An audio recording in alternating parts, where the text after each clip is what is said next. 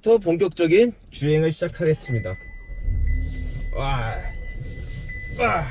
어휴, 핸들 진짜 무거워. 핸들 진짜 무겁네. 보짐기어를 놓고, 안녕하세요, 카스트입니다. 그 두 번째 영상, 그러니까 두 번째 체킹할 부분은 이 차의 이제 주행 성능입니다. 부분 변경으로 돌아온 캐딜락 XT5, 가장 많이 바뀐 게 있다고 하면 이 스포츠 트림의 승차감. 그러니까 이 차에는 상황에 따라서 댐핑과 서스펜션 세팅을 달리하는 그런 기능이 탑재되어 있다고 하는데, 캐딜락 코리아에 따르면 이 XT5의 부분 변경의 핵심은 방금 말씀드린 승차감이다. 그러니까 공간과 디자인에서 변화를 줄 부분에 대한 투자를 승차감에 초점을 맞춰가지고 투자를 했다고 하는데, 과연 이 차의 승차감은 어떨지 한번 여러분들께 보여드리도록 하겠습니다. 차에 탑재되는 엔진은 V6, 그러니까 6개의 기통이 들어간 가솔린 엔진이고, 터보 엔진이 아니라 3600cc의 자연흡기 엔진이 탑재가 되어 있습니다. 고배기량의 자연흡기 엔진, 그러니까 연비 하마라고 부를 수 있는 이 엔진을 탑재했을 때 캐딜락 XT5는 가속 부분에 있어서는 전혀 미디어 의심치가. 우와, 이 차의 가속 성능입니다. 이 느낌 자체가 여러분들께 잘 전달이 되었을는지 모르겠네요. 승차감 위주로 일단 먼저 말씀드리겠습니다. 지금처럼 요철을 넘을 때 소리 충격을 굉장히 잘 걸러준다는 거예요. 방금 제가 넘은 요철은 약간 요철의 높이가 있는 구간이었는데요, 코리아라는 차체가 뒤뚱거리지 않고 저는 요철을 스무스하게 넘을 수 있다는 점을 여러분들께서 방금 이제 확인하실 수가 있었습니다. 또한 한 차의 승차감을 만들어내는 요인, 바로 시트인데요. BMW보다는 덜 딱딱하고 벤츠보다는 덜 푹신한 이제 그런 느낌의 시트 느낌이라고 이제 보시면 될 것 같은데요. 아무튼 저는 뭐 지금 제가 이 차를 탔을 때 시트가 불편하다거나 이렇게 어색하다거나 그런 느낌이 없고요. 그리고 여기 헤드레스트 같은 경우도 이 정도로 뭐 잘 가져가고 있는 것 같습니다. 이제 그 가속 성능과 이제 주행 성능에 대해서 이제 말씀을 드리도록 하겠습니다. 제가 있는 곳은 용인 고기동. 한번 쭉 밟아볼게요.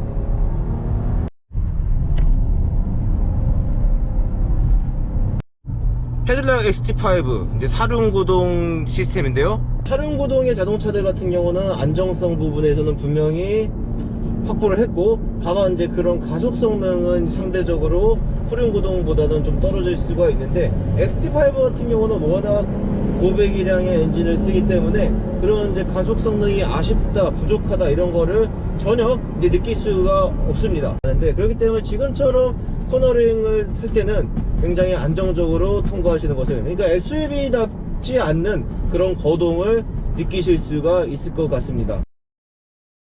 자, 지금 제가 먼저 또 가볼 구간은 경사도가 이제 있는 구간입니다. 이제 이곳은 서판교에 있는 여우고개라는 곳인데요. 지금 보시는 것처럼 요철도 많고 포장 상태도 좋지 않기 때문에 이 차의 그런 승차감을 테스트 해보기 아주 좋은 조건을 가지고 있습니다. 지금 한번 제가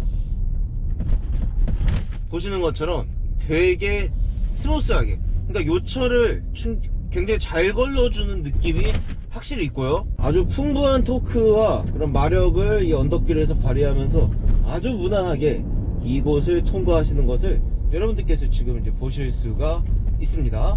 정말 노면 상태가 아주 더러운 이제 구간인데, 차 이래도 되는 거니라고 생각이 들 정도로 지금 이 거친 노면, 그러니까 다소 불편한 노면을 아주 부드럽게 통과하시는 것을 볼 수가 있습니다.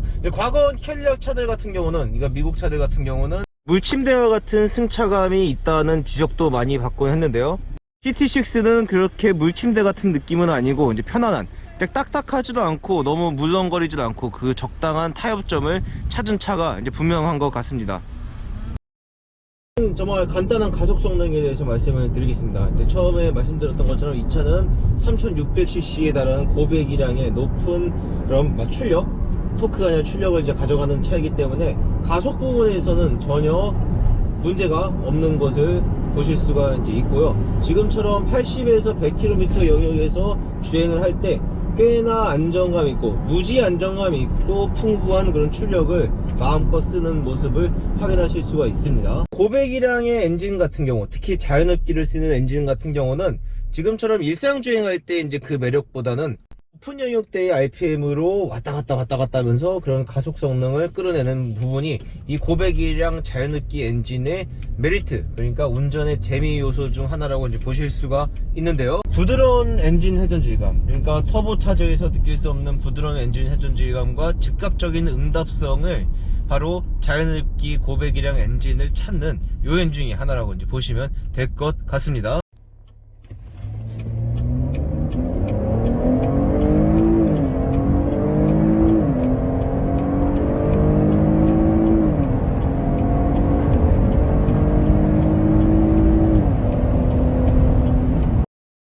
지금 보여드린 게 이 차의 제로백, 캐딜락 XT5의 이제 제로백입니다. 정말 놀랍지 않습니까? 이 차에 대한 가속 부분, 이 영상 하나로 마무리하겠습니다.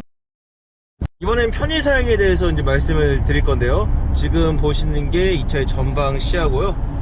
그리고 룸미러, 그리고 저쪽에 보조석. 차량의 전체적인 실내 인테리어는 지금처럼 가져가고 있습니다.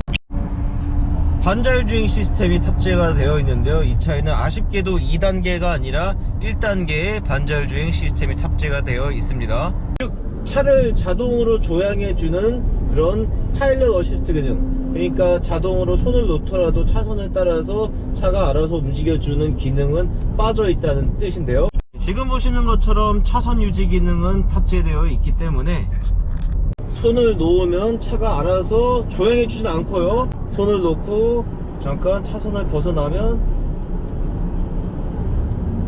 썩 차선을 이렇게 살짝 벗어나도 됩니다. 그냥 얘는 이 기능 굉장히 고쳐일 부분이 좀 많은 것 같아요. 이제 완성도 측면에서 굉장히 부족한 지금 차선 유지 기능을 보실 수가 있습니다. 제가 지금 손을 떼고 차선을 살짝 벗어나도 어떠한 진동이나 저항력이 느껴지지가 않습니다. 그대로 차선을 벗어나면 그대로 사고로 이어질 수 있기 때문에 이 차의 반자율주행 기능 시스템을 신뢰하는 것은 굉장히 위험한 일인 것 같습니다. 어댑티브 크루즈 컨트롤 기능을 지금 제가 활성화 시켰고요. 이 기능 같은 경우는 앞차와 거리 간격을 조절하면서 속도를 이제 조절을 하는 건데요. 거리 간격을 조절하면서 주행하는 부분은 꽤나 능숙하게 하고 있는데, 제가 차선을 한번 변경해 볼까요? 옆차가 있을 때 얘가 알아서 속도를 줄여주는지 한번 체킹을 이제 해야 되는데요.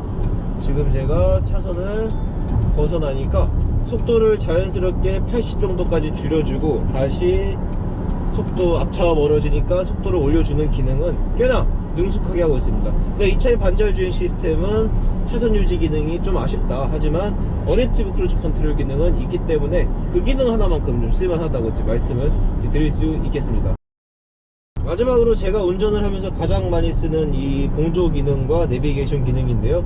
지금 내비게이션은 누르면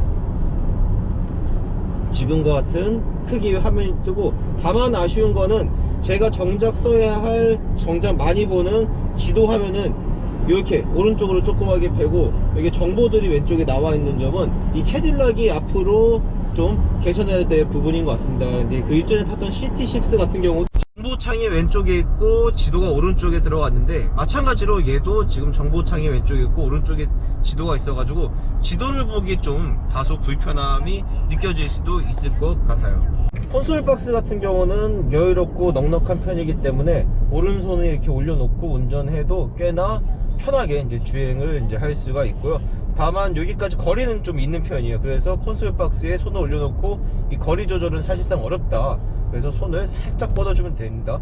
멀지가 않기 때문에 이런 부분은 따로 이제 걱정을 안 하셔도 될 것 같습니다. 재밌는 몇 가지 요인은 여기 버튼, 그러니까 비상등 깜빡이 버튼이 이 오른쪽에 달려 있다는 점이고, 이건 터치로 되는 게 아니라 살짝 눌러줘야지 작동을 하는 것을 이제 보실 수가 있습니다.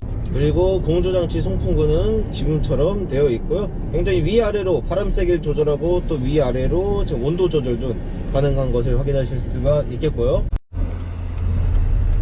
전자식 기어 노브 같은 경우는 이 캐딜락 XT5에서 이제 변화를 준 부분인데 꽤나 편하게 저는 이제 주행을 하면서 사용했던 것 같아요. 다음은 이제 클락션 소리인데요. 클락션 소리는 방금과 같은 느낌이고, 다만 아쉬운 거는 이렇게 살짝 쳤을 때 클락션이 울리지 않는다는 점입니다. 이제 제가 이제 길거리에 가다가 저는 가끔씩 앞에 이제 사람이 이제 있으면 가볍게 이렇게 이제 경보를 이제 주는 경우가 있는데, 그러한 기능은 지금 여기 빠져 있고, 이 정도 살짝 힘을 줘야지 이게 작동하는 것을 보실 수가 있습니다. 다음은 와이퍼고요. 캐딜락 XT5에 대한 시승을 마무리하겠습니다. 개인적으로 상품성에 있어서만큼은 결코 뭐 아쉬운 부분을 느낄 수 없고 아주 만족했던 차였던 것 같습니다. 차가 이제 헤쳐나가야 될 부분은 이런 상품성이 아니라 이런 캐딜락 브랜드라는 그런 이미지, 인지도가 이제 분명히 이제 크게 걸림돌이 될 것 같아요. 저는 이 XT5 차 너무 좋고 만족하게 탔습니다. 아까 보셨던 것처럼 그런 반자율 주행 기능이 있어서 이제 완성도는 이제 분명히 이제 떨어지는 부분인데, 그것을 제외하고는 아주 상품적인 가치가 높은 차가 이제 분명한 것 같습니다. 력 있는 가격으로 무장해서 나온다고 하면 뭐 더할 나위 없이 좋을 텐데요. 아무튼 캐딜락 XT5 정말 인상적인 차였던 게 이제 분명했습니다. 네, 지금까지 전미준이었습니다. 혹시 이제 궁금하신 게 있으시면 댓글과 좋아요 버튼, 구독 버튼도 꼭 부탁드릴게요. 고맙습니다.